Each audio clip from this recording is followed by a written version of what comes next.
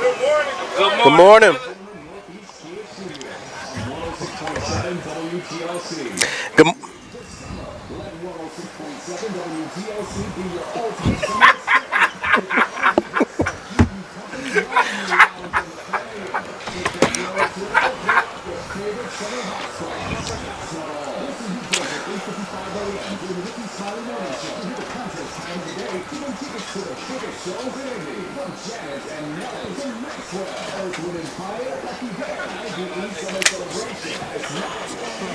What's up, Jimmy? Good to see you, brother. Good to see you, man. Thanks for coming.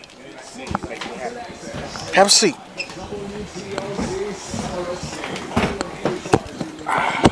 Beautiful day. Great yesterday. We saw the end of it. It was awesome. It was like 500. End of yesterday's race was like 500. Was it? Yep. It was incredible. It was actually incredible. The last 5 laps. We just watched the last 5 laps.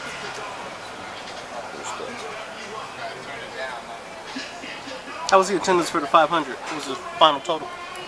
320.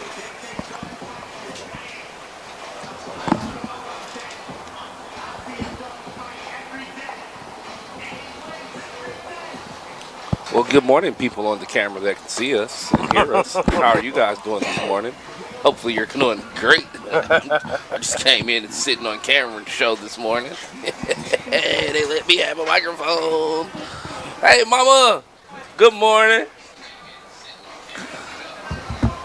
Yeah, they gave me a mic and headphones. So I'm a cool guy. So y'all get to see us before we flip the switch. Got Jimmy over here. We're going to talk, have great conversations this morning.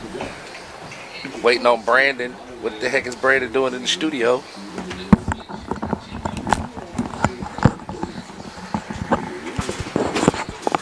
Feels so good out here this morning. Somebody bring me breakfast. Pancakes.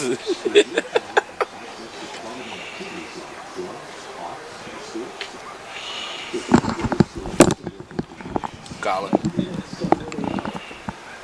Look, everybody that's watching, I'm gonna just go ahead and put y'all on game early. If you text 60796, Hey, what studio you and then in the message part you put money, you can go ahead and start getting registered to win $500 Monday through Friday or $1,000 on Thursdays, because April 1st the hot money drop returns on Hot 100.9. August, that's what I say. Okay, so there's no way to do August it. 1st. I'm sorry, it's early in the morning. Other than my brain not even hot, up yet.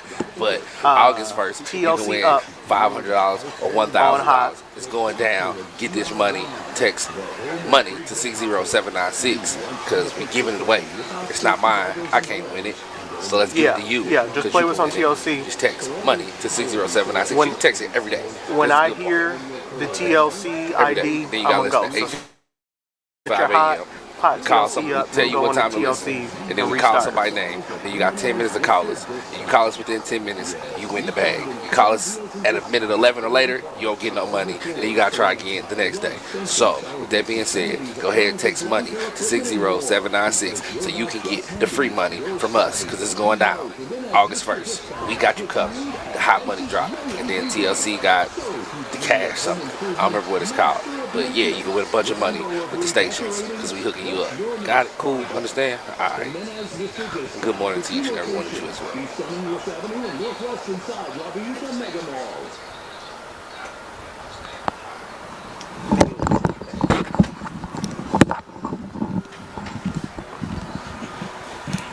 What studio are you in?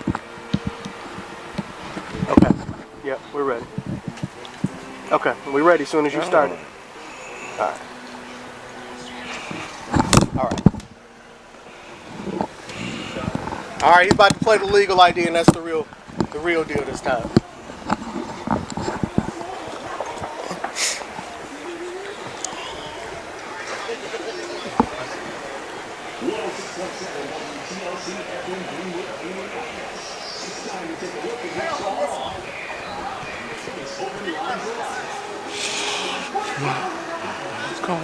What's going on?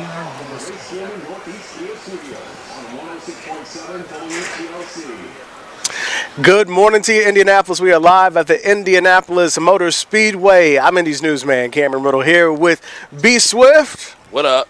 and Jimmy McMillan. What's up? What's up? We're live at the track ahead of the Brickyard 400 today at 2:30. Gates open at 10. It's going to be a beautiful day here in Indianapolis on this Sunday morning. Fellas, it's good to see y'all.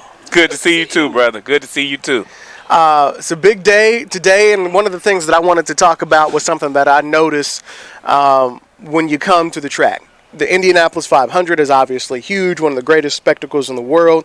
The Brickyard 400 and everything else that happens at the track throughout the year are all their own little cities once it all jumps off. And one of the things that I'm always like, there is a lot of business and a lot of money to be made out here at the track.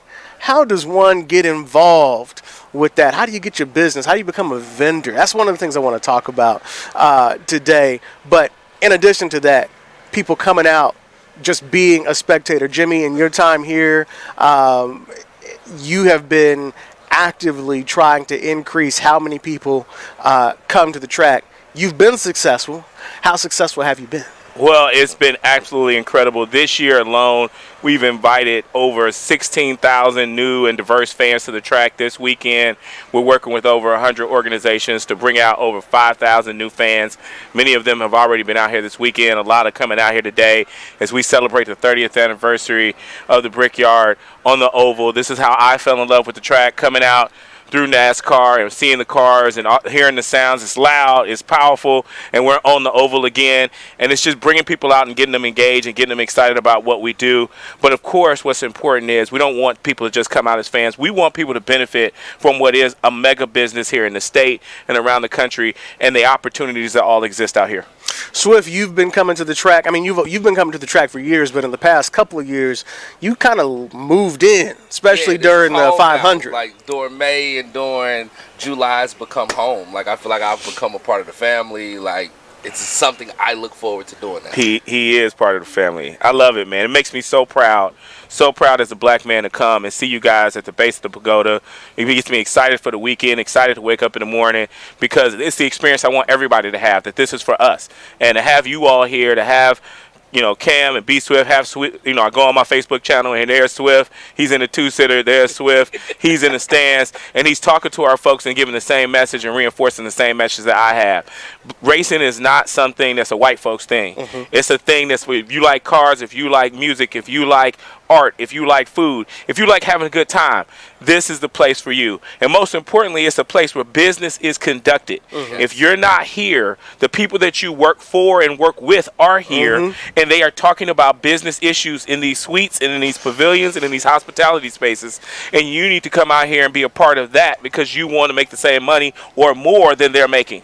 And that's where people forget and don't know. Like for me, being who I am, like with radio and even the Pacers, I've met so many different people out here, and the conversations that have been started and the connections that have been made. I'm like, if I knew I was gonna come out here and talk to this CEO or meet this person who owns this small business, I would have been coming out here, because it's opened up so many other doors. Just because, I seen you at the Pacers game hosting. Can I talk to you about this? I didn't think I'm like, heck yeah, let's sit down and have a conversation. And I'm in their world now. So now it's a different space and the conversations happen, and it's amazing. Like, so I'm glad. And if you're out there, you're in the cars, like you say, whether you're in the cars, you're into art, you're into something, it's something out here that you would love and to want to be a part of. Yesterday was crazy. I have 4 kids shadow me, 4 young African Americans. Anytime we're open to the public, I have folks shadow me, 2 students from IU, 2 students from Ball State, and in having them shadow, when the race started, the race is 3.5 hours. I was like,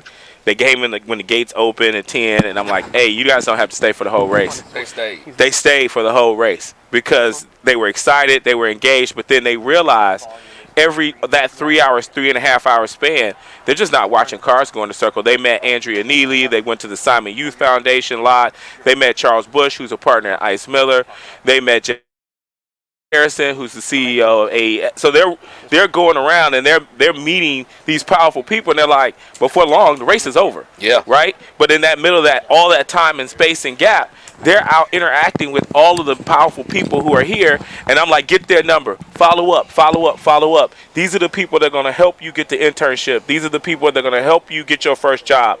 And they were just getting poured into, suite after suite, handshake after handshake, interaction after interaction. It was a beautiful day yesterday, man. Jimmy, a second ago you made a comment. You said, you're proud just to see this radio station sitting out here on the pagoda. For people who don't know, who aren't from here, or people who are from here and have lived under a rock, what are you talking about? What I'm talking about is, for over 100 years, there was an impression that this was not for us. Even though this facility sits right next to Hallville, the oldest black neighborhood in Indianapolis, we didn't really have a significant engagement at all with what was going on in motorsports and what was going on at the Indianapolis Motor Speedway.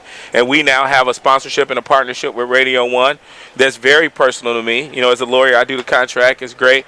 But to have you guys here at the base of the pagoda, in the heart, in the center of it all, this is where all the activity is at. And for the fans and people to see that we are broadcasting, we are talking to our community, we are educating our community, engaging our community, makes me so very happy and excited and passionate that we are making progress. It's important that we are in all places and spaces. We can't have places and spaces that we believe we don't go because of the color of our skin. I'm adamant about that. Well, and I appreciate that, because actually my media credential here that I get from the radio station gets me into more places than the one from the TV station. So thank you. Thank you very much. I can go down in the pits with this. You're welcome. Business, though, and that's where I got the idea, because last time we came, I said, let me go ahead. I wanted to walk in every place that I could just to see things that I had never seen before, and I was like, I didn't know that was a thing. And, people come here to do business deals and all that, but there's also business here. There's vendors. We just saw a busload of 30, 40 employees walk through. They work for somebody. Yes, staffing companies. Yeah. So that's one of the biggest pieces of our business is staffing. So let me start with where we started. One of our goals every year, we set a corporate goal, a number that we're trying to hit in terms of working with minority-owned businesses and women-owned businesses. And last year, the number was $2.8 million. We ended up spending $4 million. Oh, dope. Right, so we exceeded that. When I first started out, we were spending somewhere around $100,000 with MBEs and WBEs 4 years ago. And with intentionality and working through the system, we have managed to get people and increase that number. So from $100,000. Yeah. Now we're at $4 million for 3.5, 4 years later. And we work with staffing is a big part of it. So we work with companies like Eclipse, Quest Staffing, different staffing companies that are out here that are minority owned, that women or minority owned businesses, to have them work during the track and work during our events, depending on the different events that go on. And you're talking about all the people who are in the grandstands, all the people that take tickets, all the people that are part not only of this event, but the other. The month of May, we have IMSA coming up, we have SRO coming up, and so it takes a lot of people to make sure this place is safe and to get people in and out with speed and quickness. We also have all of our marketing material. So we work with Diversity Press. You see their presence at the Coast game. Yep. That is a minority-owned, that's a black-owned business that we work with.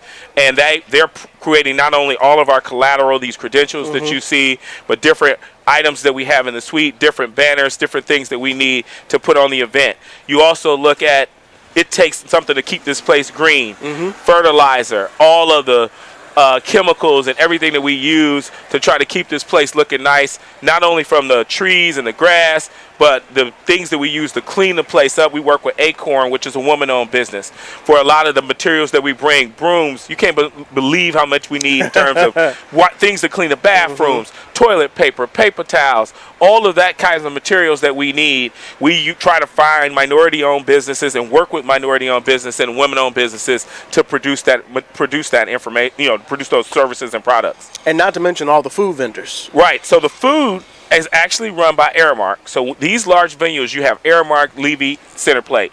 Those are big companies that do food and beverage and alcohol permits. Then we have a requirement in their contract that they work with minority-owned businesses and women-owned businesses. And so then they work and find food truck companies and other businesses and those who produce certain products, right? People who produce certain products who are minority-owned businesses to help supply the extra and additional needs that we have as it relates to food and beverages. So you have a lot of subcontractor relationships that are developed through our intentionality of telling them we need you to work with minority-owned businesses and women-owned businesses.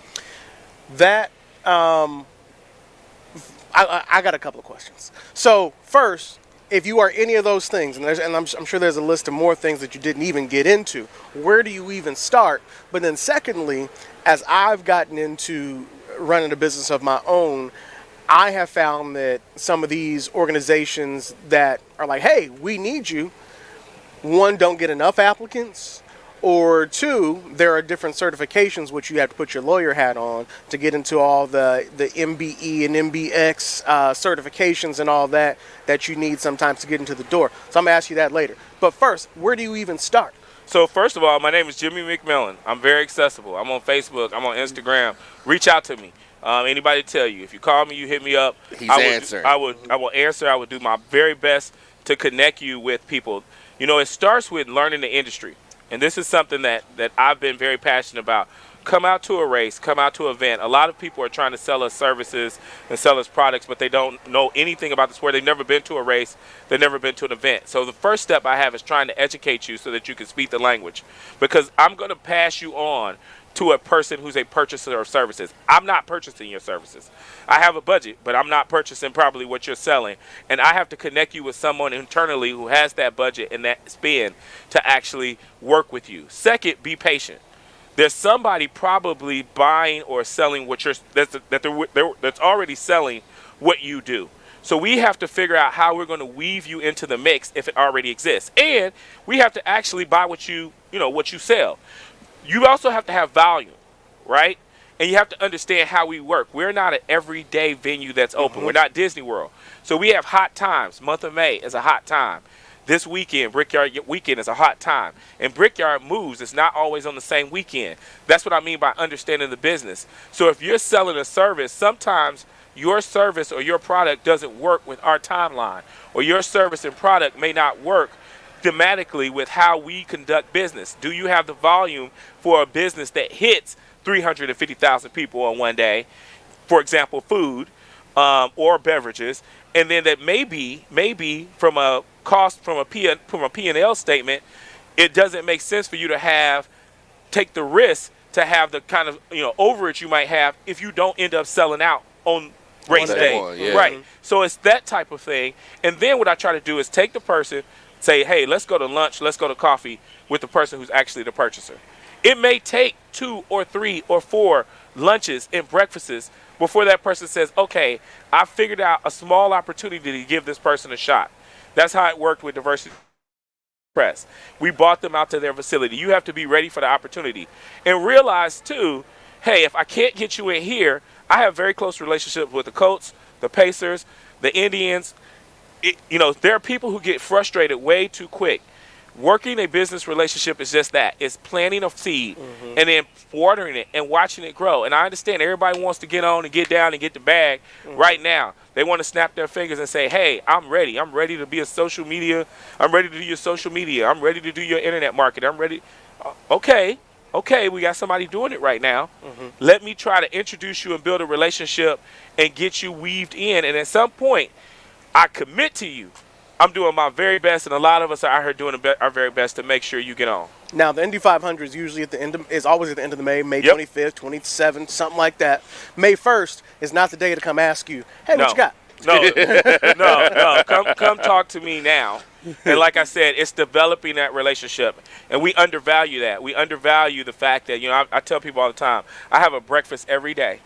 I have a lunch every day. Sometimes I have 2. I'm constantly in the business and have been that way for a while of sitting down, breaking bread, get to know people, get to know what their needs are, right? Learning their needs before you try to sell them something and trying to figure out, okay, can I meet those needs? Do I understand the players? Do I understand the people out of here? A lot of the people who provide services for us, Dex Imaging. So I'll tell you how this really works. We get a lot of services for pretty much free, or people provide them as part of our sponsorship because they do business with Roger Penske, who owns the track. If you know those Penske trucks, Penske car dealerships, they do business with Roger for his truck company. They do business with Roger for his automotive company. So consider this part of the relationship of the business in that they're like paying tithes to the church, right? So if you have cars, for example, where Chevrolet gives us cars, Chevrolet is a sponsor of the track. Those Tahoes that you see with the logos going on, we get new ones. Executives, we all get new cars every year. Those cars are given to us as part of our Chevy sponsorship, right? And it's the same thing with Dex Media. We're sitting here looking at the Dex Media Center. We get printers and we get printing materials and stuff like that from Dex Media because Dex Media is engaged with Penske Corp on a broader basis in terms of their trucking company and their automotive group. And thing after thing after thing, we have people who give us things just because they want to use the Wing and Wheel logo and they want to broadcast that they're the official sponsor of the Indianapolis Motor Speedway, right? They want that connection. They want those IP rights. Absolutely. So a lot of times when you're coming to sell us something, we don't need it because we already have a partner, a large partner, who's saying, hey, we will give you this in kind. The word is in kind. We'll give you in-kind goods or in-kind services if you allow us to be recognized as an official sponsor. So, in business, when you have your breakfast and you have your lunches, and when I've had those, first it's like you may go in thinking, I know exactly what I can offer this person. But sometimes it has gone to where if I've asked, what do you need? It has turned into something totally different that you made way more money on because you went in open-minded to find out what they needed versus, well, this is what I do. Absolutely. Listening to what the needs are is absolutely key, and finding out who the individuals are, making sure you're sitting down with the right individual. It may take you 2 or 3 people to get to that right individual who's the decision maker, who can make a move for you. And I've get people who are like, I want to talk to Doug Bowles. Doug Bowles is the president of Speedway.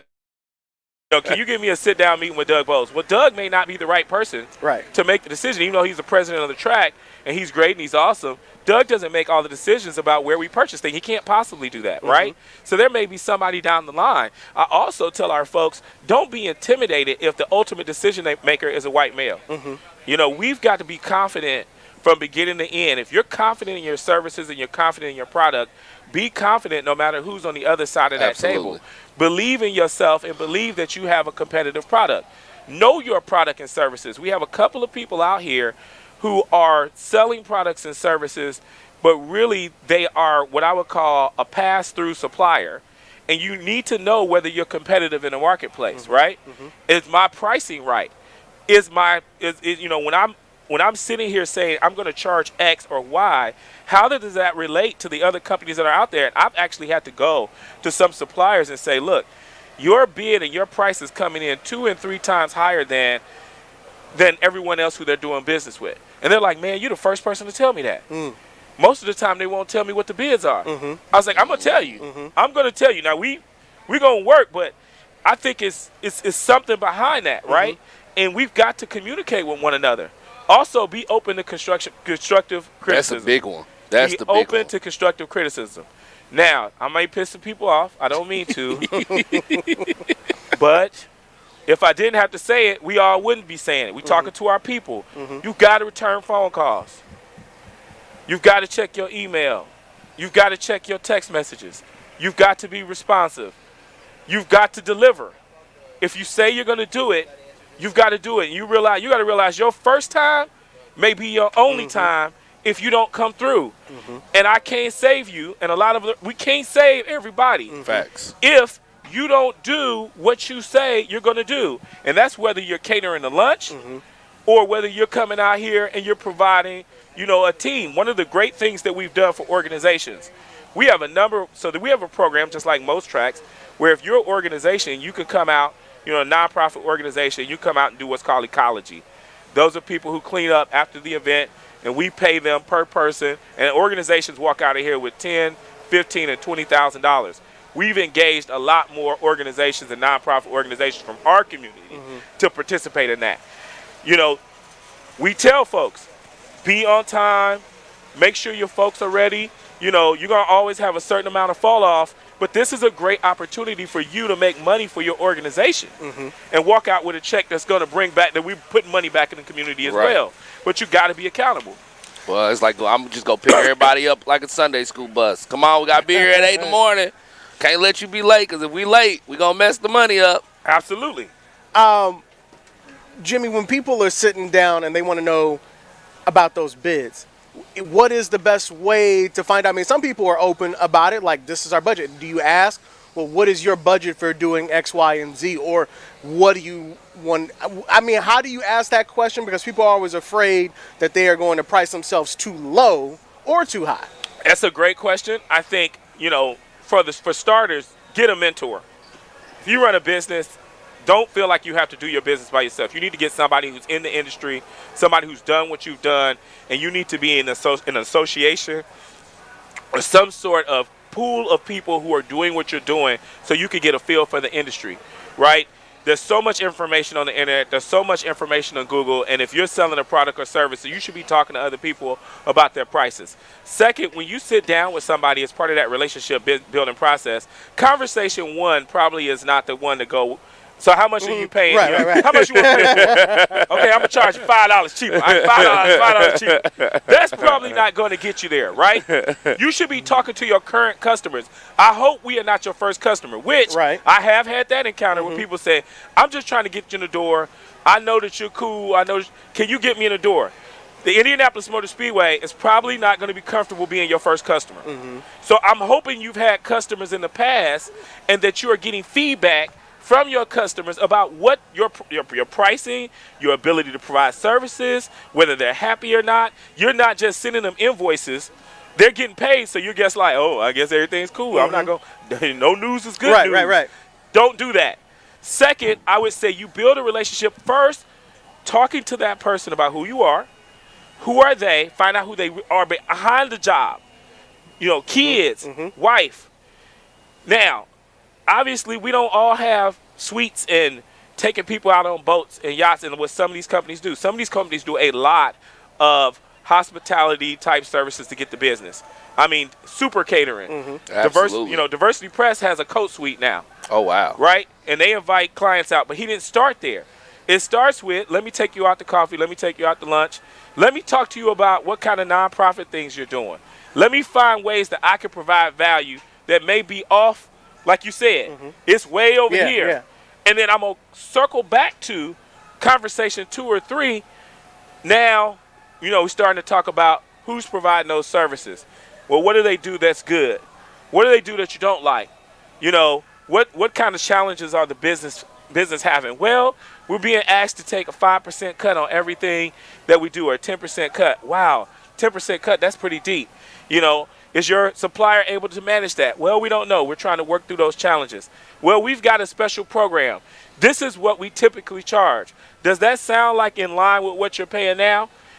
It's a little high. You could tell, watch facial expressions. Learn from those conversations. And it's practice.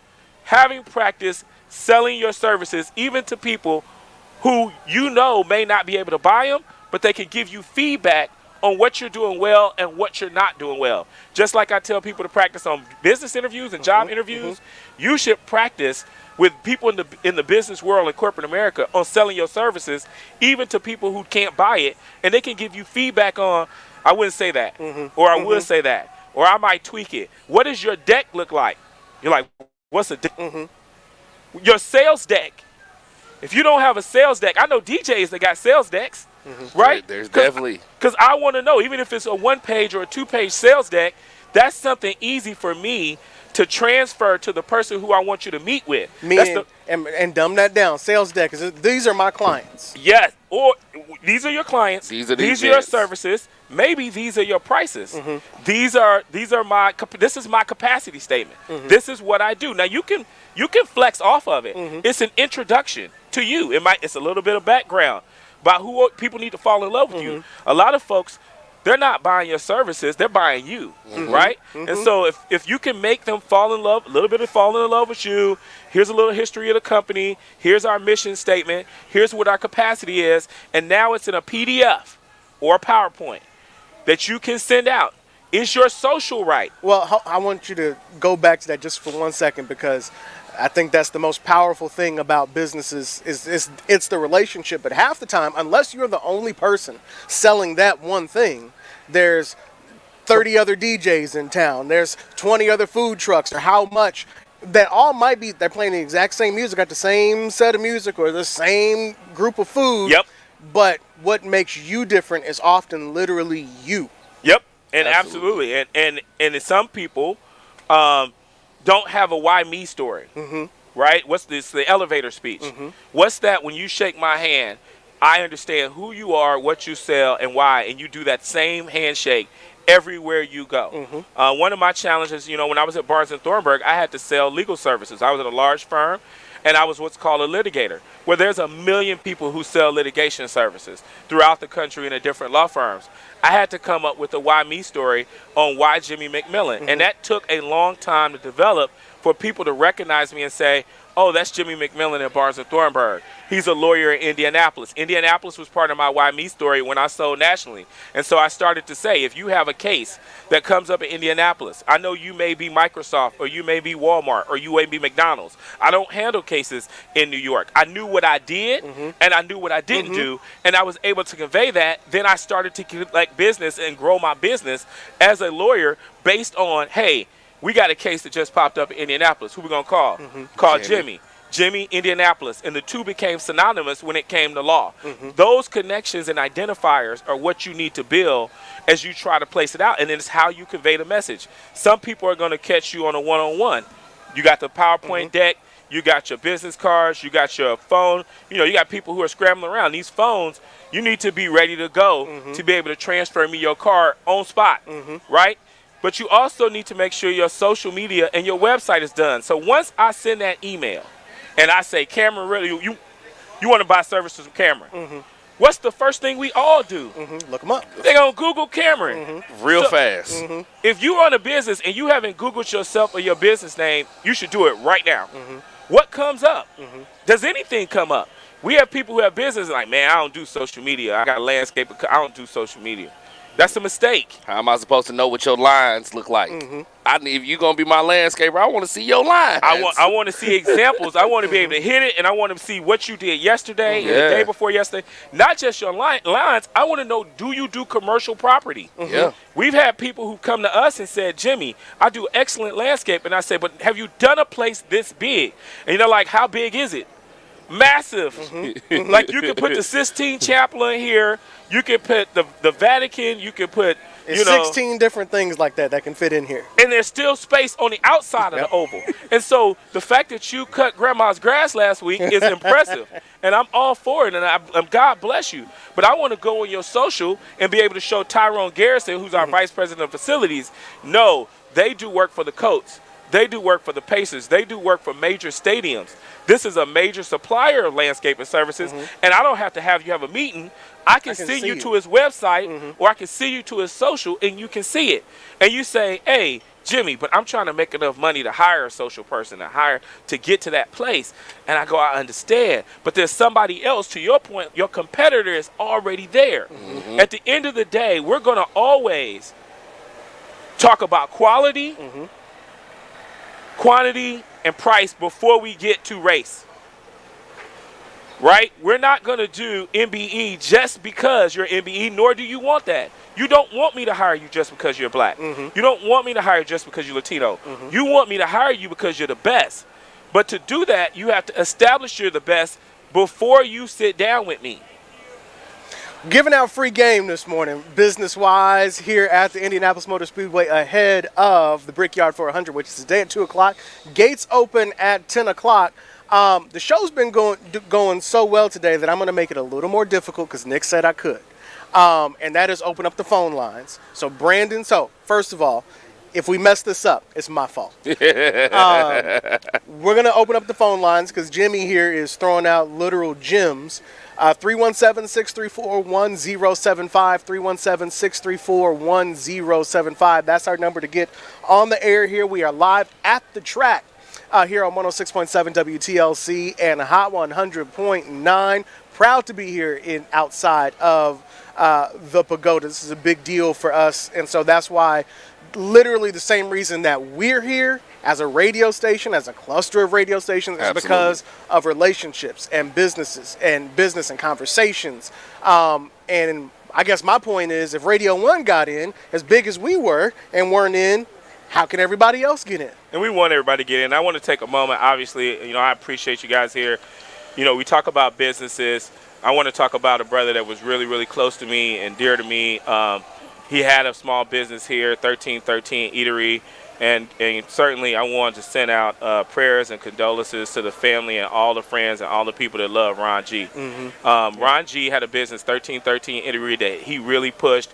He had a number of businesses that he was trying to try to create jobs for people in the community. I know that personally because I followed him on Facebook, but I also went to his restaurant. I talked to him when he was trying to start a landscaping company to try to give kids and give people in the community who had felonies and had different situations to give them jobs and give them opportunities. And in watching that, one day I see him post, to single mothers, if you got kids, just drop them off at my restaurant. If you got young men, we're going to take care of them all day and pick them up whenever you can. I said, what? And I see, next thing he has 20, 30 young boys who he's trying to create activities for all day. So I reached out to him. I said, Ron, bring them to the track in May, man. We're gonna bring them to the Grand Prix. I'm going to give you tickets. We're going to comp the tickets. We're going to comp the food, whatever it takes to get these kids. But I will fill up a couple of those days. And when we brought them out, we put the kids in the suite. We didn't just put them in the grandstand. We brought them out. They were in the suite. I remember when they came, they all sat on the floor of the suite. I was like, what do y'all sit on the floor for? They like, oh, Ron told us, we just, we need to be respectful. I was like, no, you sit in the chairs. You guys are our guests. And then I watched the next day, Ron would take them to a mechanic shop. And then Ron would take them to a barber shop, teaching these kids off his own dime and off his own time. And then pulling in other brothers like myself to help build a community for these kids. This was a small business owner who, through that, I became very passionate about helping him in any way I can. So we had a day in the motorcycle community. A lot of you guys know I'm big in bikes. I'm the president of 317, where I called out the entire motorcycle community to hit up his spot. All of us hit up his spot on one day, right? Tremendous benefit to his business because I saw who he was as a man, right? Is what I'm talking about. He sold something about himself, and I fell in love with him. I didn't care what the chicken tastes like. I didn't care what the beverages were like. Then I go in and I see his kids, his children, were working in his business, right? That's how you sell yourself as a small business owner. That's how you get the community behind you to say, I don't care what you're selling, we're going to find a way to help you be successful. Some people are not giving back. They just want to take. Absolutely. All they do is want to get up and sit down in front of you and tell you what they want to sell in the services. But when you say, okay, well, what else are you doing? You have to understand, if you come to me, anybody that knows me knows my passion is developing, growing, inspiring, and pushing our youth and our people in our community. So if you're not doing that, and all you want to do is come to me and talk about what you want from me, you're going to fall flat if somebody else is coming to me and they're saying, hey, before I hit you with that, let me tell you about this internship program I got. Let me tell you about this, this program I have to develop these kids. That's going to be a winner for me. On the air this morning with Jimmy McMillan and B Swift here at the Indianapolis Motor Speedway. We got a couple calls coming in, 317-634-1075, 317-634-1075. We're going to make an attempt to see how this remote broadcast and the phone on two different stations, how this all works. So it could just be simple, and I could have just been like, no, we won't take calls, but let's see what happens. Be daring. Because I'm interested to see how this works out right now, right? Especially in a station that's new to us anyway. We're not going to get crowd strike, though. I hope no. I hope We're not going to get crowd strike. Folks still recovering from that Look, one. the funniest thing is everybody's like, the BMV didn't work. Y'all know y'all wasn't trying to pay for that. The BMV was shut down. Y'all was hoping y'all license plates automatically got renewed. But you know what? They've hit everything except the student loan office. Oh, nah. That ain't going to happen. They never seem to hit the Great Lakes Borrowing Services that sends me an email every month. Hey, my student loans got taken care of. Mine did too. Thanks to the current administration. Man, shout out to them. Listen, I got that email. I did a backflip. I got the email too, but I didn't make the final. I made the finals. It say zero. Zero. I said, whoa. They wasn't never getting the money anyway. People have never been quiet. People have never been quieter about their bills getting paid off. Ain't nobody posting that on Facebook. Everybody just like quiet as a church mouse. I got the first email, and then I got the second email saying, oh, this is on hold. Oh. Oh, So, yeah. I didn't make it all the way through. Before we go to the phones, let me ask you something, Jimmy. With what you've been doing around here in creating the diversity, are other tracks looking at what you and your team, because I know it's you, I know it's Christian and other people here as well that's fighting for this. Are other tracks around the country looking at what you're doing saying, you know what, we like that. Let us do that too. They are. NASCAR's looking at it and other tracks are looking at it, but we need to be honest about what's going on right now. We are in a very troubling time in terms of DEI initiatives are being pulled back. Absolutely. If you went on CNN yesterday or day before yesterday, you would have seen an article about John Deere ended all of his DEI initiatives, all of his social programming. Microsoft, I believe, has now pulled or eliminated a lot of its DEI positions. And so because of the current climate and the attack on wokeness that we saw started, being quite blunt from DeSantis and others in the Republican Party, we now see a drastic pullback on DEI that's not just about sexual orientation and transgender, but certainly is about race. And people are saying, I'm tired of it. I don't want to hear about that anymore. You also see what's happened with the Supreme Court and the affirmative action decision, which has ended affirmative action in higher education. And we are hearing numbers that are absolutely abysmal in terms of African-American enrollment across universities. I've actually formally requested that the IBJ, the Indianapolis Business Journal, and the Indy Star do some sort of article or expose on Indiana University, Purdue University, and the other universities to find out what is our African-American enrollment now. What has been the impact of not considering race in enrollment and admissions now? Some of the things that they've done is they tried to move to, family income, family salary. Well, what that means is you have more rural, you do have low-income rural white students who will qualify for things that used to apply to students of color. And so scholarships are being affected across the board.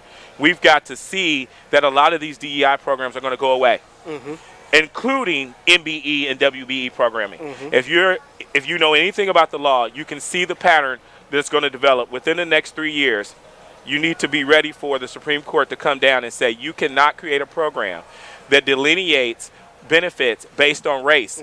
Recently, about a month ago, there was a women's fund, I believe it was in New York, that was supposed to provide funds for women-owned businesses. It was a $1 billion fund that was going to provide grant funding to black women-owned businesses. The court, this is the lower court froze the distribution of those funds until there was a decision on whether that's constitutional.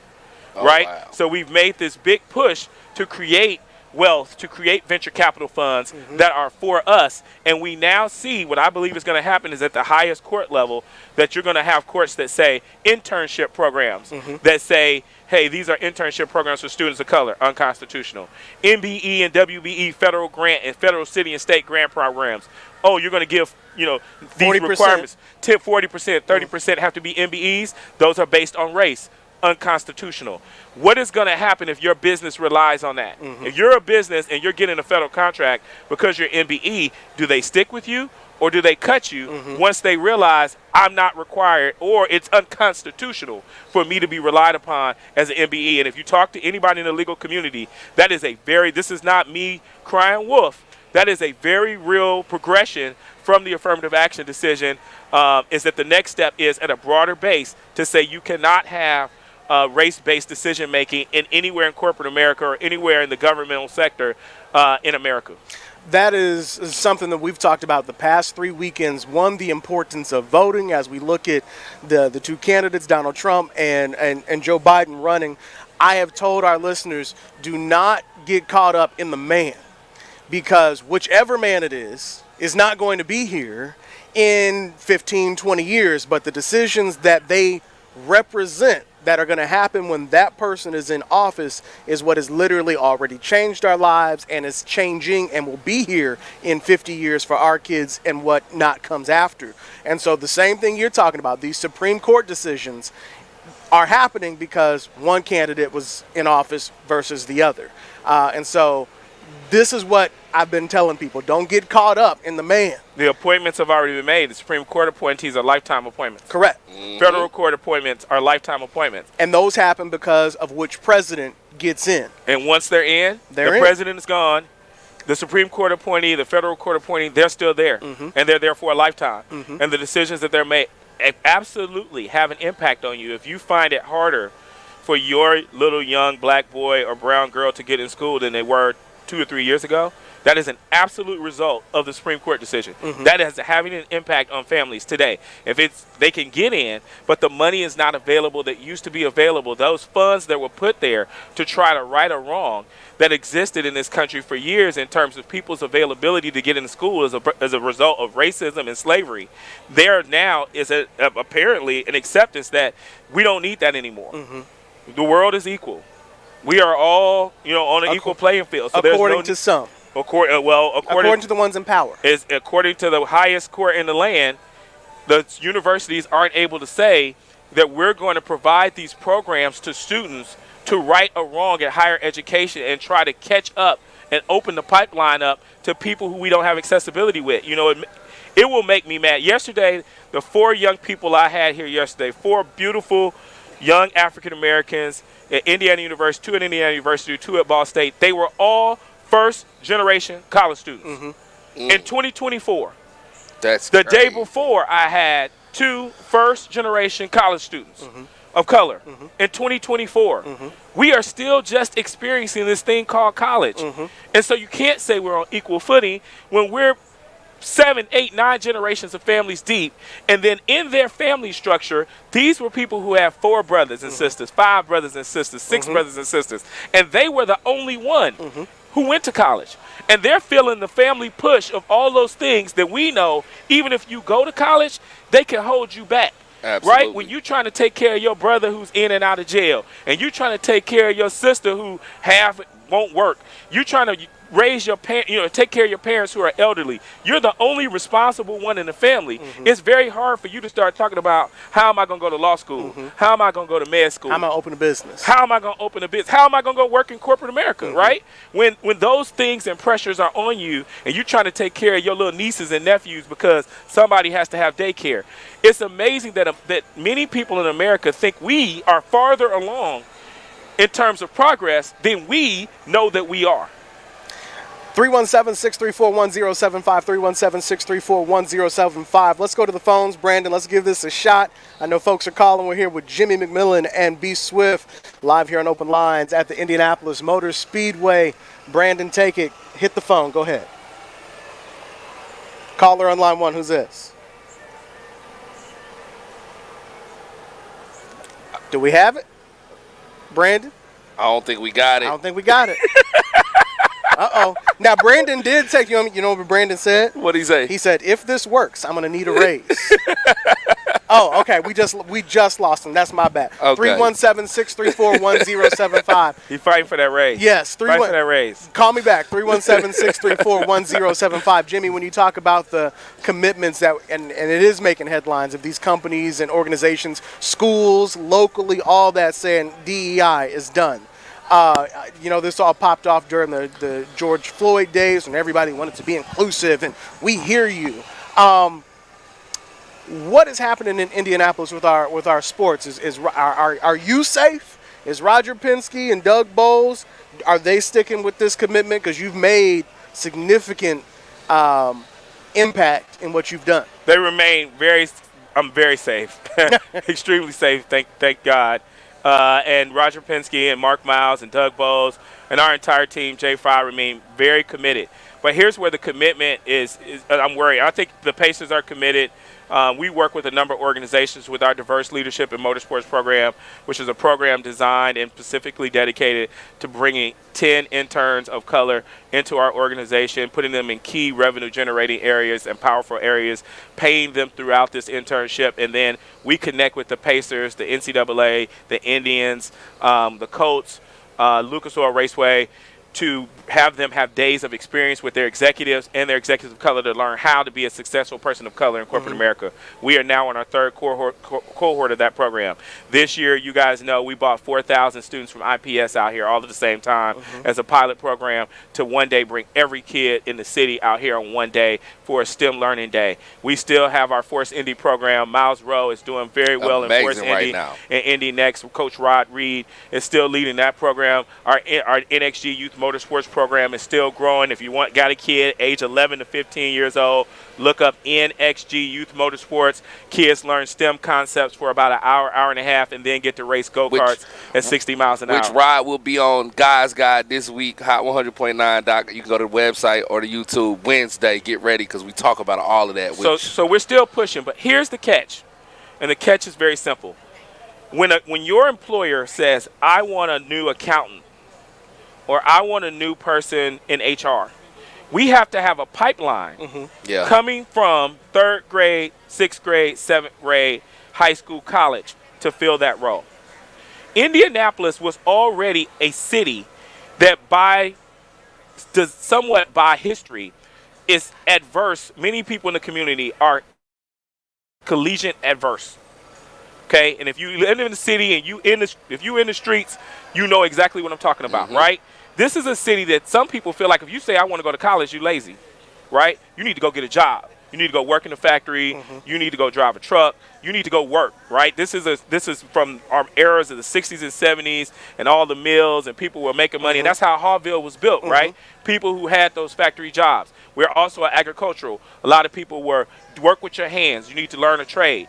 So you take that and overlay it with the Supreme Court decision. And what you have is a disincentive in many of our communities to send kids to college. All I need is an excuse of why I can't afford to send you or you can't get in. And now we're not pipelining people to fill those jobs in corporate America, to fill those jobs in sports that require you to have a college degree. You know, there's nothing wrong with a trade. I love people that can fix my air conditioner. I love people that can fix a car. I love people that can build things and design things. But we have to have people who can also do those functions like marketing, accounting, logistics, law, medicine. We have to have people in those spaces and places too, because many times, to our point, we need people on the inside of the entity to hire those entrepreneurs on the outside. And so if we don't get people pipelined on the inside, you can have the greatest plumbing company, ever, whatever, but you don't have to connect to get you hired. And I'm concerned that what has happened at the university level, if that extrapolates up, when I believe that's going to extrapolate up, we're not going to have the pipeline that we need, even for those well-meaning and well-intentioned DEI companies that say we want to have more diversity. One of the things that we talk about all the time let me hold you right there. Let me try to go back to the phones again real quick. Great. All right, let's try it again, Brandon. All right, caller on line 1. Oh, actually, lines are full. They're all full. Okay, let's start with line 1. Caller on line 1. Who's this? Hello? Is it ringing? Hold on. All right, there we look like we got some sound. Hey, who's this? You're live on the air. Hey, Larry, good morning.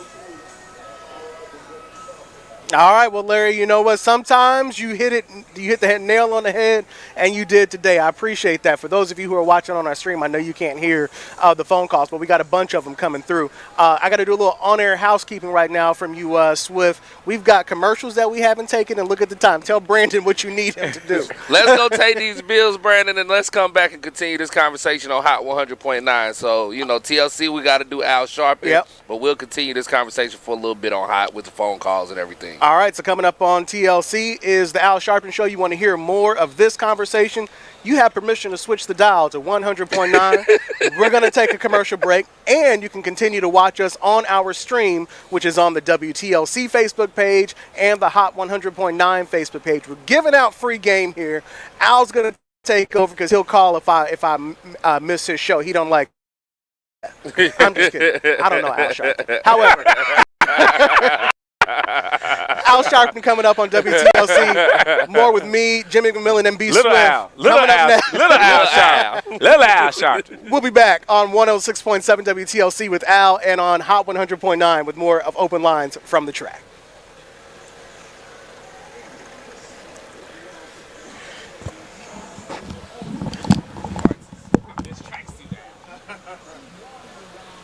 Al and Rand, they didn't all turn against Biden, man.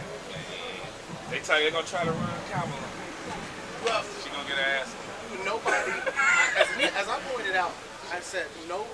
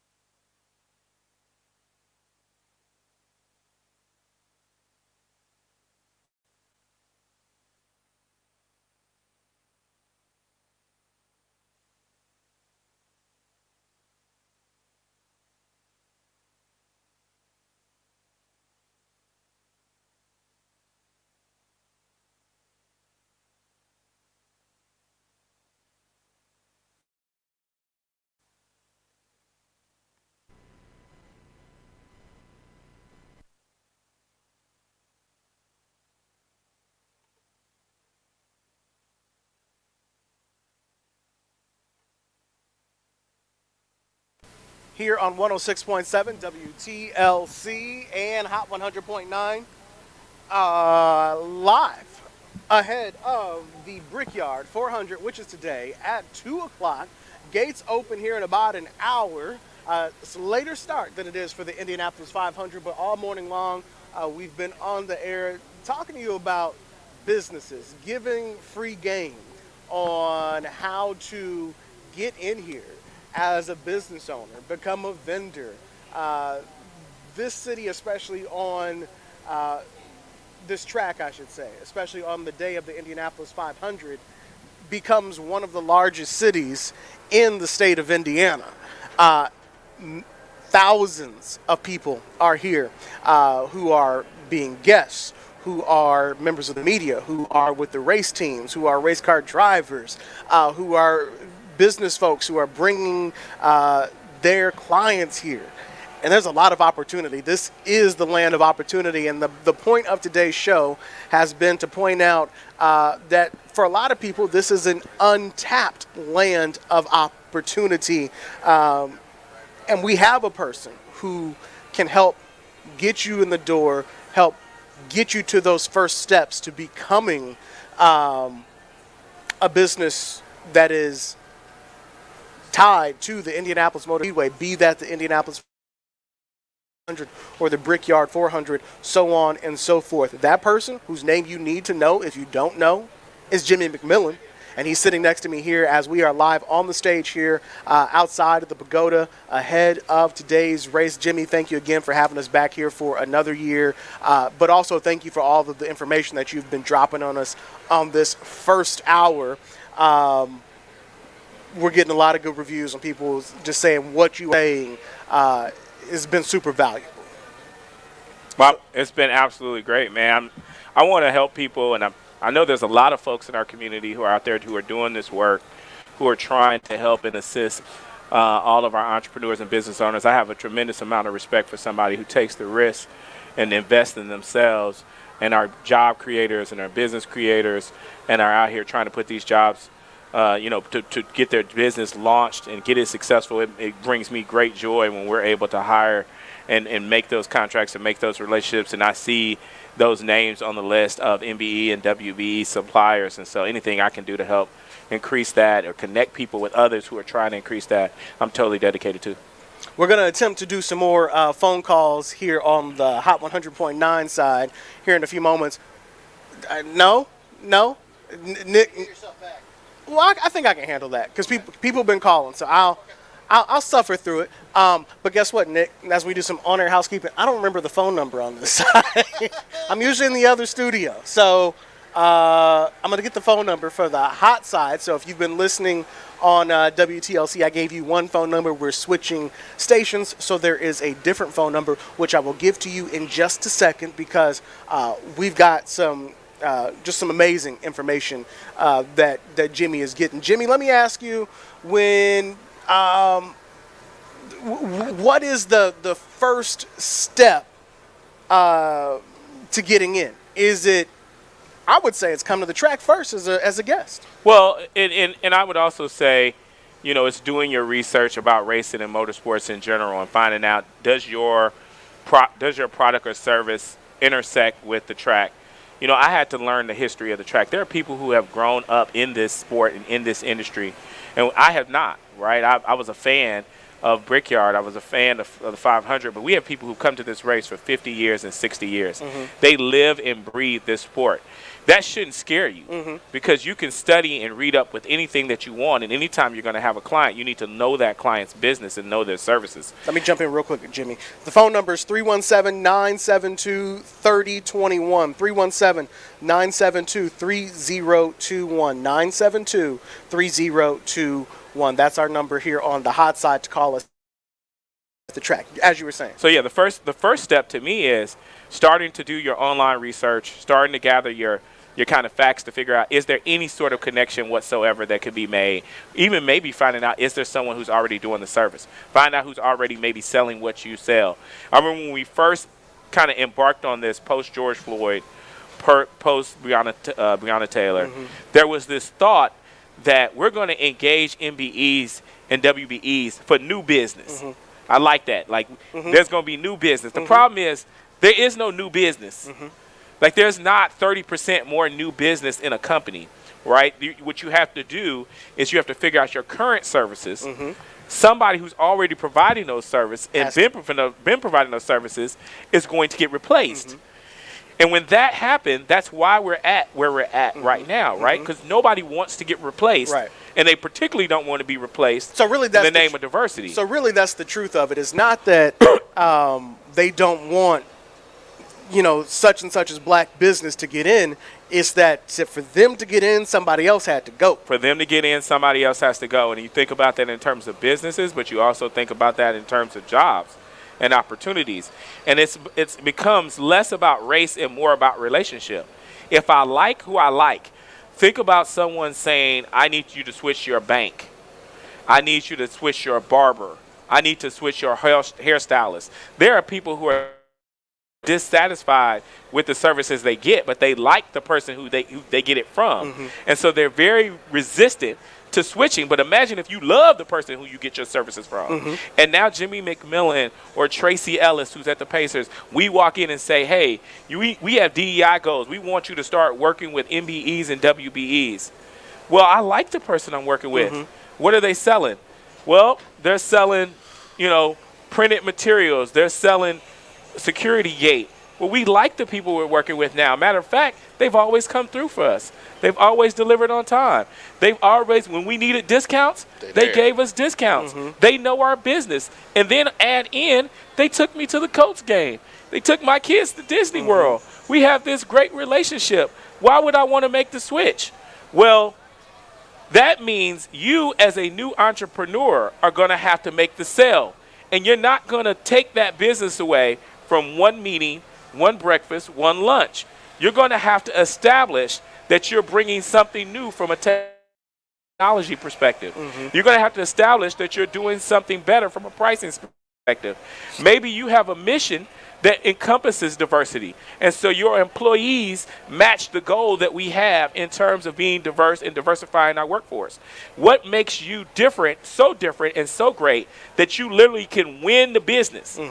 DEI was never about giving you the business. It's still about winning the business. And you've got to figure out how to compete and get the business from some people who've been entrenched for a very long time. Now, you say win the business. How important is it once we win that business, once we win that business, staying on top and continuing to keep that business? Because some of us get it and be like, oh, I got a contract with the track, I'm safe. Then you drop the level of what you do down a little bit, not understanding, like, you can get replaced every year. Yeah, none of us are. Maybe by another black business. Yeah. What's the song, Swift? Well, you ain't safe, you ain't safe, you ain't safe. Like, for real. And because I don't think people understand it. And I tell people all the time, like, they're like, oh, you good. No, my job is every 30 days. I know these ratings come. I know I got to sit down with Mr. Levinston, who's calling my phone now, like, yo, what's this? What's going on? So, like, we got to understand that we're never safe. Especially when you're working for a high-value asset like the Indianapolis Motor Speedway, or if you're working for the Colts, or if you're working for the Pacers. These are target businesses for every business in town that they want to be affiliated with and be able to say, I do work for the Indianapolis Motor Speedway, because it's going to generate trust, it's going to generate a brand, and people say, oh, if you do work for them, then you're going to do work for me. Well, everybody's trying to hit that note, and everybody's trying to get in. And so you've got to not only continue to do well, you've got to be exceptional. And you can be replaced. All of us can. I can too. And so every day when people say, man, it looks like you never sleep, a lot of times I don't, because I'm constantly hungry for the next thing and the next opportunity, and I realize at any given time I can be replaced. All right, we're going to attempt to go to the phones because they're ringing on this side, 317-972-3021. 317-972-3021. Brandon, let's take the caller on line number 1. Hello, you're live on Open Lines. Who's this? Hey, Paul, I can hear you. Faintly, but I can hear you. There you go. Now I got you.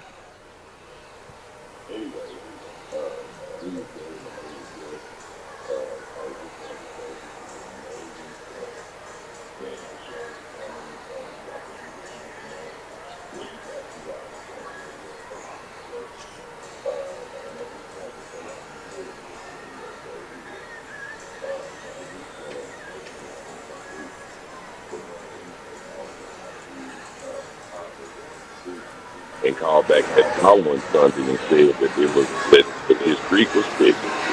And now notice there's a commercial on where you guys can go if you want to change your children's schools or whatever. Then they got funding for that. I think that was inspired by this show. The information that the brothers that are giving out on the radio today is A1. They are coming with straight talk, highly intelligent talk. Brandon's got to get the phone together, guys, and everything. He's an engineer. We have the ability to figure anything out. The opportunities that are being given this morning on the radio, I hope you guys take real good advantage, because if I was in my 20s or even in my teens, I would be all over this like wet clothes. So I hope some of you parents that are listening will get the information from these brothers and listen. They're not just talking about working at the track. They're talking about starting your own business. And I noticed something else, guys, that the welding community is coming back around again. And that's what I retired as, an aircraft government certified welder when I retired. So I really, like I said, this program is so great. And the information that's being provided and the straight talk that's being provided, I'm really enjoying that. So you guys take advantage of this.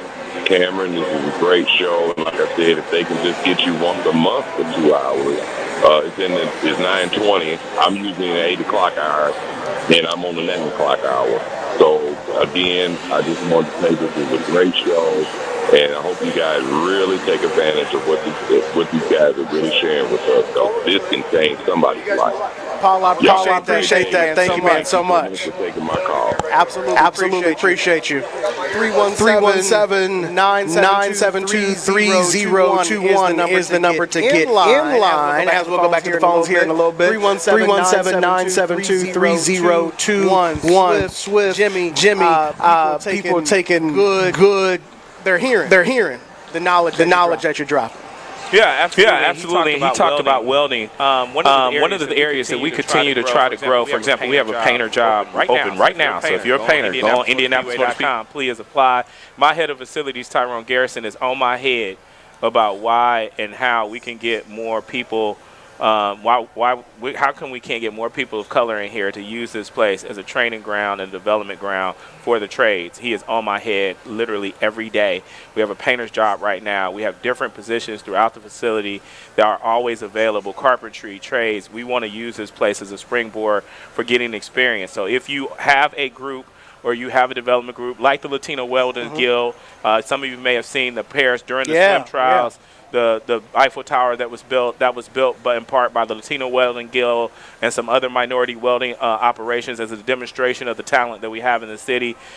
We are engaged as well in bringing in those groups here to work on projects and get engaged. It's one of the biggest spends that we have is facility spend, but a lot of times we'll get people to say, hey, I want to come in and do a painting job. We've hired painters. We've hired businesses to come in and work on our suites and do upgrades and updates to our suites. And again, the process is feel free to reach out to me. If you can't find anybody else, my name is Jimmy McMillan. I have a business. You reach out to me. I connect you with Tyrone Garrison. It may be a while. Be patient because depending on if it's the month of May or when it is timeline-wise, but Tyrone or a member of his team will sit down with you for coffee and lunch. Be ready. What have you worked on in the past? Do you have a deck? Do you have a dossier? Do you have some way to show your work and show your product? Do you have some referral sources that are going to mean something to Tyrone? Can you say that you've painted things at Lucas Oil? You've painted things at the Pacers. You've painted things for the Indians. Maybe you've painted things for IU, but where have you worked in a commercial context where Tyrone can literally pick up the phone and say, hey, have you worked with these guys before?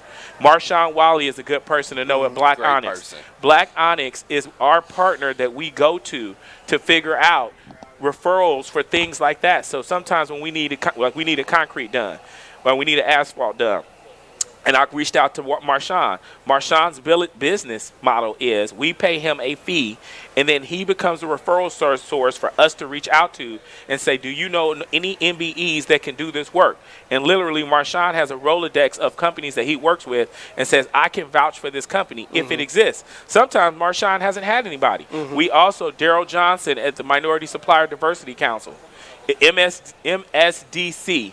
That is it's actually a national organization, but they have a local base here. Daryl Johnson runs it.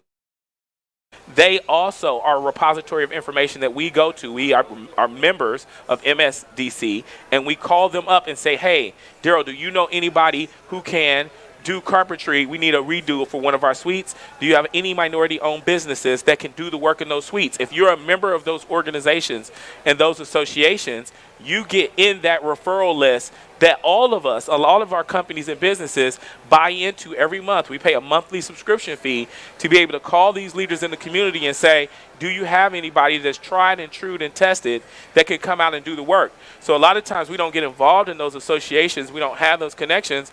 And so therefore we're like, well, how are people getting in the door? Sometimes they're getting in the door through there. And we use those sources to get those invites, make the connections, and then once you're verified, from either your work, the type of work you do, the price, your ability to perform, can you get in right now? Can you get it done and get it done right? Once you're in the door and you continue to perform, it just grows out. Business owners will tell you, it just grows. Oh, I got to go to some more meetings because I didn't know some of these things existed. I got to put my suit on. And as much as I don't like putting my suit on, I'm going to have to put my suit on because I didn't know some of these things really existed. And as a small business owner with voiceovers and stuff, these is probably some of the rooms I should be in as well as others. And yeah, I'm going to have to put my suit on. There's WBE, women-owned, business-owned groups locally that meet monthly. And those women share, within those groups, they share opportunities, right? They share things that maybe they don't apply for or can't qualify for with the other women in the group, and they help make introductions. Let me ask a question that is going to be kind of controversial because it's actually not about black or I white. like controversial. Okay. it's not about black or white. It's actually about black and black. Yep. Because you're talking about women-owned businesses, and you got the Latino Guild, and yes, we have organizations that, the Indianapolis Urban League, the Indianapolis Black Expo. But even in my line of work, my other thing is transportation. Somebody said, well, why don't you and such work together? Woo. We met, and we have, at the end of the day, I think we want very similar things, but we have a very different vision on how you get there. But the point was, why don't y'all work together? Yes. Sometimes you need to partner and pair up with other people to get capacity. If you want, we sub a lot of things because we don't have the capacity. And as subs, we end up taking a hit. We miss out on opportunities because we don't have capacity. Now, me personally, I'm willing to work with other people, but the notion is that black-owned businesses or black-owned organizations, whatever, don't want to work together. I don't know if that's absolutely true. I think we don't know each other. Yeah. Okay. I think the bigger problem is we don't know each other. I sat with these young folks yesterday, and they were talking about an organization that they formed at IU because they found that so many students will exist on campus for 4 years, and one black man will pass another black man and give him the head nod and never stop to know his name. 4 years of head nods and being in class, and you sitting on one side of the classroom and the other person sitting on the other side of the classroom and never feeling engaged to know each other. And I have a theory that goes back to slavery. I believe we have been trained since slavery to not get to know one another, to not collaborate, to not work with one another. And you take that forward and you go forward and you talk about every time you get 4 black men together, it's a gang. And you move forward and it's, you see 4 black brothers in any situation at Riverside Park on 38th Street, there's an instant kind of back in your head notion that, they must be up to something no good. They must be doing something bad, right? That is a stereotype that's been embedded in us that keeps us from unifying and come together on a business front. If we don't trust each other and we don't get to know each other because we somehow think that it's bad or I'm less than if I have to partner with or sit down with somebody or it's going to come out bad, then we can't grow and we can't develop. Partnerships happen all the time in business. And if we're not partnering, we're going to lose, right? How do we fix that? We've got to start being intentional, and it's hand-to-hand work of getting to know one another. You've got to know people. That's where these associations come in. Right. That's truly where sitting down with these associations, when you hear about people having conferences and panels, it's about putting your ego aside and admitting, I don't know everything. I'm not all-knowing. I don't have all the connections I need. I need to listen. There's think type. I'm a part of a group called I-Team. It's led by a man named Thaddeus Rex. And it's a think tank of CEOs across the state who come together and talk about how they can problem solve for their issues. Because guess what? They found out being a CEO is one of the loneliest things you can do, right? And so you've got to get with other CEOs from a mental health perspective, one. But two, to be able to talk CEO talk and get CEO answers, you need to be with other CEOs. I've been the president of the Indianapolis Bar Association. I'm on the board of the Indiana State Bar Association, the Indianapolis Bar Association, and the Bar Foundations because I need to be around other lawyers from other disciplines to learn how to be a better lawyer. And in that, I've developed relationships that have helped me grow and develop and be a better lawyer and get access to different things. And sometimes it's just when you don't know, being able to pick up the phone and call one of those counterparts on that board and say, hey, I got a situation. Right. And so if you're in a certain industry, it's one thing to compete in the business. But even when you're not competing, you may need to be collaborating. There may be some places where you're each other's competition. And there may be other places where you're each other's collaborative partner in terms of trying to grow to beat this other competitor, right? Are there, I know there are organizations, but which of our local organizations would you say, if you're a business owner, you really need to be in the room with such and such at this, monthly meeting, conference? Who's the who's who on that side? Definitely the Indy Chamber of Commerce. I'd strongly encourage you to be involved with the Indianapolis Chamber of Commerce because of the number of tentacles that they have out in the community and the ability to find kind of that top level information of what's going on, what's changed. You need to have a subscription to the Indianapolis Business Journal.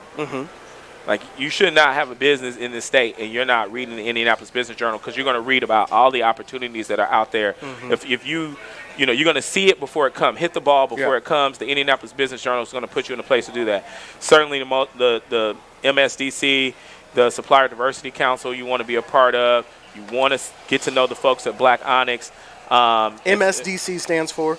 Multi-Supplier Diversity Council. Okay. And you want to get involved, get to know Marshawn at Black Onyx.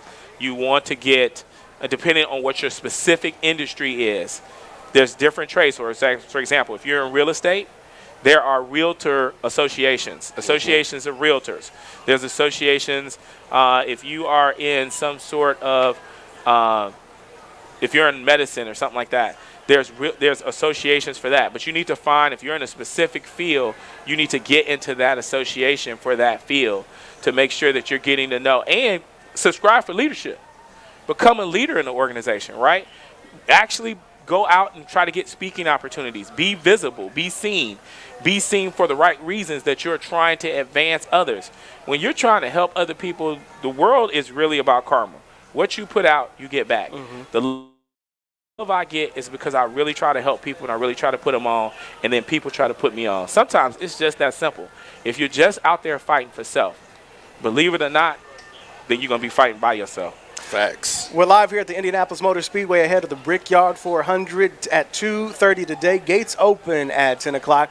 I'm Cameron Ridle, sitting here with Jimmy McMillan and B. Swift as we talk about the different business opportunities that come with this massive facility that, as we talked about in the first hour, was not always a place that black people, brown people felt welcomed at or were welcomed at, or but so much of that has changed, and I don't mind being blunt and saying so much of it has changed since Jimmy has been here. That's literally why we are broadcasting from the Speedway. Out of all the years that I've been in radio, Swift, that you've been in radio, all the stations will be here in May. But us. And it's changed over the years from just having full access to this complete facility. And I do mean full. Like listen, I did a 2-seater.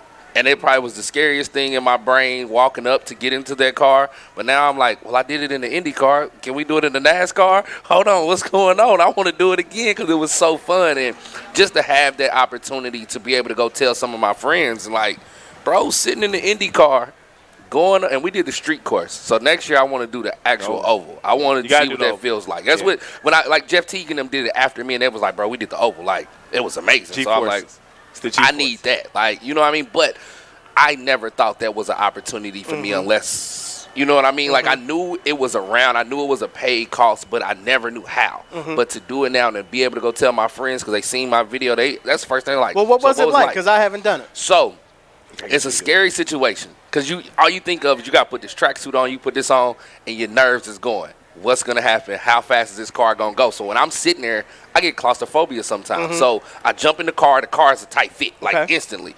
I slap my visor down, dude, like, don't do that. Put it back up until I tell you. So you take off, bro, you can't move. You're literally there. And again, we're street course. So you feel every turn. Luckily, I got with Connor daily. As soon as I seen Connor was my driver, I felt a lot better. Let me say that. Shout out to Connor. But you feel every turn, every acceleration, every braking. And then when you get out, I had the jitters for like 2 minutes. My body was shaking because the car went. I drive fast. We all drive fast when we on the highway sometimes. But that was a different type of fast. And I would tell anybody, if you can experience, do it. Like, I don't know what it feels like jumping out of a plane. But I feel like it has to be some type of correlation and it goes together. Like, and then to do it, me being me, a black man, like, and there's not a lot of black us that's behind these wheels, especially in the IndyCar side of it. Oh, bro, like, it was one of those ones. And again, I tell anybody, come see it, come and experience it. So how did that compare to an airplane taking off? Oh, it's a completely different feeling. Completely different feeling. Okay. Completely different feeling. Like, tremendously. Sign up for the BMW driving experience. That's been the most fun I've had on track. I've raced cars here and done some fun stuff here. It's extremely dangerous, and I realized that if I die, I'm only getting workers' comp. And you probably would have only got workers' comp. Absolutely, if that. But sign up for the BMW driving experience. It's an event that happens here. They have about 6 weeks that they do BMW driving experience. It's the closest thing I've had to actual racing. They put you in a 7 Series BMW, among other things, but they put you in a 7 Series BMW on the track, and you're going at actual speed, and you're racing side by side with 4 other people, and there's somebody in your ear going, faster, faster, faster, push harder, hit the brakes, hit the brakes, hit the brakes, and you're slamming on the brakes as hard as you can to get the car to stop turning, and you're like battling, and it, like you feel your heart jumping out your chest, you're sweating profusely, and you're going lap after lap after lap, and you're hearing the tire squeal like you are really running it, and you're trying to hold the car in line. That, if you want the experience of being out here on the road course, that's what it's like. On the oval, I have told myself that I won't do a car on the oval again because you know, you're in a Camaro, that's rear-wheel drive. If it breaks, the back end will slide into the wall, right? So I've done it on my motorcycle. I've done 186 miles an hour on a motorcycle, a bunch of laps. It's cool because it's light, and you can break it down, right? You can kick it down and you can stop it. So I've done 186. I think my wife has done like 167. We've got it cracking. But on a car, it's a whole different thing because of the weight. And you learn real quick that one mistake, what these folks are doing out here may look easy. It's not. Like, and that's all that goes through your brain. Like I said, I'm in the car with Connor, but in my brain, I'm like, please, Connor, don't turn wrong. Don't stop wrong. Please. You know what I mean? And I think for me, the dopest part about it was being able to tell people. You know what I mean? And then I took my niece go-karting a couple weeks. She's 13, and when we went to the racetrack, go-kart track, she asked about it. And we're talking about it, and I didn't know if she could drive, so I gave her one of the slow carts, and she had fun. And I'm like, yo, we're going to go to the next 2 fastest places in the city and ride go-karts because it seems like you like this. But then that opened a conversation that I can have with her about NXG. Yo, if you really like this, and I know you're good in school, let's go look in the Join and Rides program. And if I got to pay, I'll pay. Or if I got to get you, I'll get you. Like, and that's my future conversations with her because, again, we can be in this business, whether it's behind the wheel or whether it's in the front office doing marketing. And that was me doing that. That experience opened up so much more. Like, yo, I have to tell more people. And I tell now, the little kids I had out here from Voices the other day, which, if you know what Voices program is, a program for young men that are in trouble with the law. And these kids all have charges, and most of them on house arrest and things like that. They were able to come out to the track. And the first thing they said was, would you get on the track in the car? I was like, oh, I did. Want to hear about it? Here it goes. You know what I'm saying? And then watching them watch and have a conversation when it was done, like, I'm glad I was able to do that because now I can give you real life experiences, and hopefully it makes you want to come back to the track because they was like, bro, we ride by it, but we didn't think we can come in here. We didn't know we can go to this. I'm a firm believer in you don't know that you can do something until you see it. Absolutely. And that's the same way, when I started getting radio and TV is because I had the opportunity to get a little taste of it. And so that's actually where I was going next. You talked about your experience at however old you are. I ain't going to throw your age out. But then your niece's experience and then these younger people that are coming behind them. And Jimmy, I know one of the big things that you were trying to do is that experience that Swift had at this age, take off some years, I ain't gonna say how many, and give some students, school students, summer camps and stuff, opportunity to be here. How do they, if I got a summer camp, or if I'm a teacher, I'm a principal, when do I need to be calling, and what's the opportunities for me to bring kids out here? Call me today. Reach out to me today. Email me today, jmcmillian@brickyard.com. That's jmcmillian@brickyard.com. Reach out to me right now, today. Email me. And we have opportunities coming up with IMSA in September 20th weekend. And then we have SRO, which is the first weekend in October. And then the month of May, we will figure out a way and work out a way to get those kids out here to have the experience of seeing this place. We've spent time with kids. Thanks to B Swift for bringing voices out. These are the things that mean the most to me. We are planting seeds, not just for future fans, but future people who will run this place. Right? We're opening their minds up to all of the opportunities that exist in art and music and food and all the things that we've talked about today for them to either work here or be entrepreneurs here. And if you grow up here and you learn it, you're going to be able to sell it, in the future. So many opportunities with the teams. Engineering still remains a problem for us to get the number of folks that we would like to see working as engineers on these complex race teams when we know kids like cars. But they got to be able to come out and see it and see themselves doing it and believe in it. So reach out to me by email, jmcmillian@brickyard, BRICKYARD.com. And I will accommodate you. We will figure out a way to get you and your kids here. If I can feed them, I can feed them. I can't feed all the groups, but I have fed some groups. I have a budget. A lot of DEI people don't have a budget. I got a budget. So we'll feed the kids. We'll make sure they have a great experience. Come prepared to walk. There is some walking involved. This is a big place. It is. But I promise you, those kids will have a time of their lives, and they will never forget it. And we will continue to bring those kids out over and over again. We're going to grow this thing, man. This facility, if you're in Indiana, you need to be familiar with it. It needs to be ingrained in you. It needs to be a part of it. You need to be able to talk about it. And you need to be able to have those experiences like B Swift was talking about and say, hey, I know exactly what you're talking about. I know I've been to IMS. I've been to the race. I've been to the track. I know about cars. And those are going to open doors for you in places that you can't imagine. Now, I got a question. How do we get some of these other teams, like we got Rev with Max and Jennifer, you got XI23 or 23XI, where they look like us. They are us. These are people that own these companies. Like I talked to Bubba yesterday, and he said the same thing as you when I asked him about getting more kids in the sport. He was like, I think there are kids in, but how do we get them in the pit?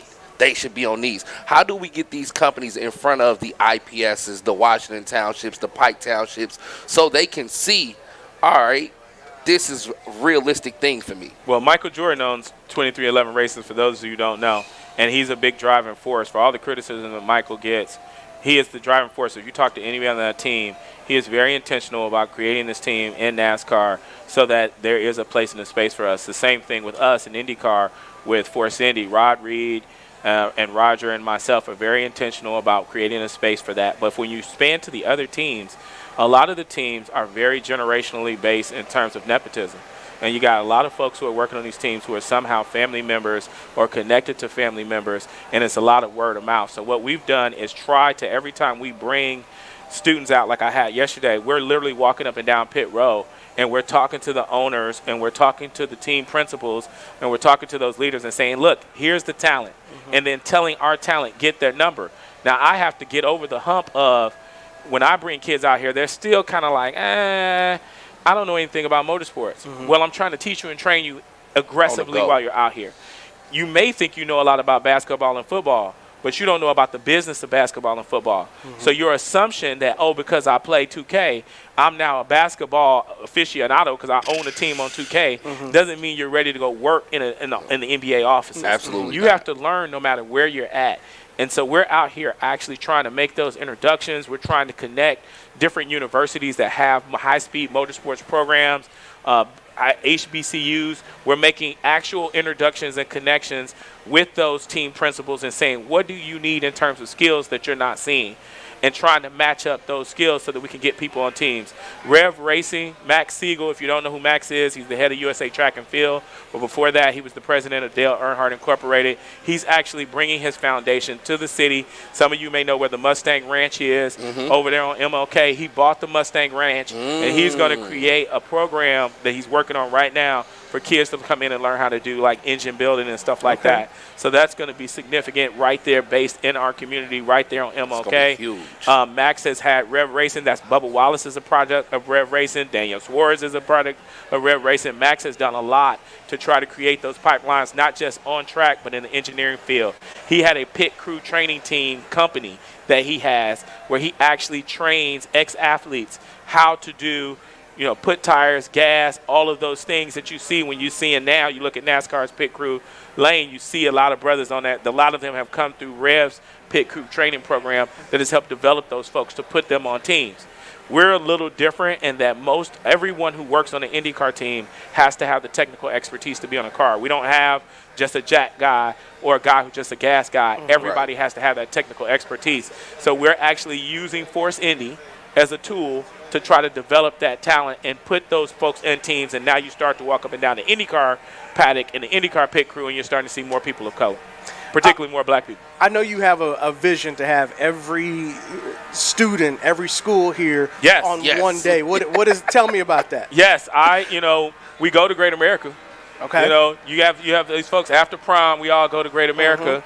We go to these other places in mass, and I think we can do it. We have 280,000 seats in our grandstands. 280,000 seats. We certainly can fit and accommodate. It was chaotic. The day we brought them out here, it rained out, right? And I was hurt. I was sad. I called my mom. I was like, Ma, we brought 4,000 kids out here, and they sat in the rain the entire time. All they got to do is wash the dryers, try to get the track dry. And then I watched the news later on that day, and there were 3 of the young men, 7th graders, and they were just so appreciative. They said, we don't care about the rain. We never have been here before. This is the greatest opportunity that somebody cared enough to bring us out here. And we don't usually get opportunities like this coming from where we come from. And it just reinvigorated me that what matters is the effort and the opportunity, and you don't stop. You keep trying. And so I know from B. Swift's reaction, from your reaction, from my reaction as adults, what it means for us to be out here. Absolutely. What is it going to mean to a 6th grader or a 7th grader or a high school student to come out here and learn about what we do? And what kind of seed can we plant in their head of what's possible, right? I know that many of us have lost opportunities because we refuse to go golfing. Yeah. That's me. I just told somebody I'm about to learn how to golf because I've missed out probably on some amazing deals because I don't know and I don't want to. Yeah. Many of us have lost opportunities because we didn't want to go to the hockey game. Many of us have lost opportunities because somebody said, hey, do you want to go to the symphony with me? And we don't understand. There's some rich people at the symphony. Yeah. And we said, I don't want to go listen to that music. But not realizing there's opportunity in the moment. Yeah. You're meeting that business owner, you're meeting that boss in their happiest place, and they've extended an invitation for you to come, right? And now you said no because you're like, I don't want to spend my afternoon doing that. Okay. And then you want to know why you never get a raise. You want to know why don't I get a promotion? Or you want to know how come I can't get the business, right? You've got to be in the same places where the business is at. And if you isolate yourself down to I'm only going to be in black spaces and times, then you may end up isolating yourself out the business and the opportunity. And I think that's the same with, folks who go like down to the Columbia Club and different things like that. It's those spaces that you've got to find a way to get yourself in to take you to the next level. No, definitely. And especially here, and I'll say this to anybody that's listening, this is the perfect opportunity because you can walk around. If you have a teenager who's inspiring to be a photographer. You got a lot of people walking around here with Canon vest on, and they're some of the nicest people in the world. Mike Patton Sutton is here. Like, Mike is one of the best people I've ever met, and I'll never forget last year when we was on the 3rd floor. I walked in and I walked past a table featuring Mike and some of his other colleagues, and then I came back because it was like 7 or 8 of you guys over there, all black photographers, and I thought that was so amazing. Like, yo, these is all black men here to take pictures of the NASCAR. Let's get a photo. And they had Jordan's team was here and others. But if you got somebody who's a teen and they like a camera, bring them out to shoot. Let them have fun. I don't know if they can bring their cameras in. I would assume possibly. But you can find somebody with a Canon vest on and be like, hey, I'm expiring. I'm 17. I want to do what you do. And I know Mike is going to be like, oh, you want to? Come to this high school football game with me. I'm going to show you how to set the tunes on your cameras, how to use these lenses, and give you all the knowledge he's had over the last 40, 50, 60 years. And he looks like us. You know what I mean? And he's just one of many. We're almost out of time. We are. It is 9:48, but, I mean, we've given out some amazing information over the past 2 hours that we've been on. Jimmy, as you said, you're a person who is obviously extremely approachable, easy to get in touch with. Just simply Google Jimmy McMillan, and you will be able to find him on Twitter, on Facebook. Give out your email one more time, Jimmy. J McMillan, JMCMILLIAN, JMCMILLIAN at Brickyard.com. Reach out to me. We definitely want you to come out and experience the track. If you're working with a group or organization, we want you to come out and experience the track. We want to work with you to make sure that you have the opportunity to experience what is the premier, the largest single-day sporting event in the world. There's no place in the world that's like this. In the world, we need you to come out and experience this. And as much power and influence and contacts as Jimmy has, do not call Jimmy the day of the race. Absolutely Do not. That's what I'm dealing. That's what I'm dealing with right now, and I'm trying to fix problems right now. But that's okay. That's okay. It's part of it. You know, you guys know you're in entertainment. It's part of the show. Yeah. And you know, it's the joy of it, and you just work through it. So tomorrow, if you want to get in for the next thing, start calling Jimmy tomorrow or send him an email today and say, hey, I want to have a conversation about how we do X, Y, and Z coming up. Don't wait till the last minute because, again, there's just so many opportunities, and I'm sure there are things that we didn't even get to talk about that are still happening that might fit what you're looking for, be it that you're an organization with students who are looking, or a business opportunity, or somebody trying to get involved with racing. There's just so many things. And so if you take nothing away from today's show, it is to first contact early, but also come out here and see what these opportunities are. Get involved. You either got to get on or get left behind. Absolutely. And we don't want anybody to get left behind. Absolutely not. Gentlemen, thank you again. A beautiful broadcast. Thank you to all of our engineering team. Thank you to everybody who's been watching on our stream on the Hot Facebook page and the WTLC Facebook page. We appreciate you all. And our engineer and promotions and production team, thank you for making this a seamless broadcast. Brandon, does Brandon get the raise? Listen, Mr. Levingston. Nope, it's not. That's Mr. Livingston? Yes, it is. Is he He's probably still listening. He's still listening? Okay. All right. You got to take that up with Mr. L there, Dion. Brandon. But we give it the endorsement. Great job. Thank you to everybody who made this broadcast possible. B. Swift, Jimmy McMillan, thank you. I'm Cameron Ridle. We'll be back here same time, same station next Sunday, live at 8 for Open Lines. This is Hot 100.9. Yep. Thank you, guys. Light me up this morning. Where are my tickets? You said. Somebody just lazy. You said. You told